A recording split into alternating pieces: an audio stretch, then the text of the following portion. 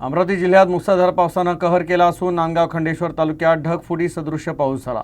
प्रशासन देखील अलर्ट मोडवर असून 100 पेक्षा जास्त लोकांना प्रशासनानं सुरक्षित स्थळी हलवलं असून अनेक घरांमध्ये पाणी शिरलं। अमरावतीच्या नांदगाव खंडेश्वर तालुक्यातील अनेक गावांमध्ये ढगफुटी सदृश्य पावसानं हाहाकार माजवला। नदी नाल्यांना पूर आला असून नदीकाठी घर असलेल्या सुमारे 100 पेक्षा जास्त लोकांना सुरक्षित स्थळी रात्रीच्या सुमारास हलवण्यात आलं।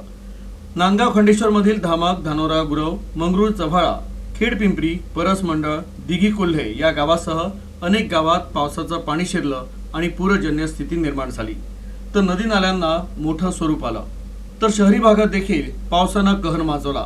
तर शेती पिकांनाही या पावसाचा फटका बसला आहे।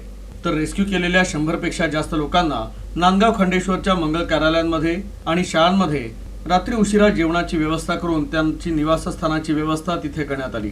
तर शुक्रवारी संपूर्ण अमरावती जिल्ह्याला येलो अलर्ट जाहीर करण्यात आला।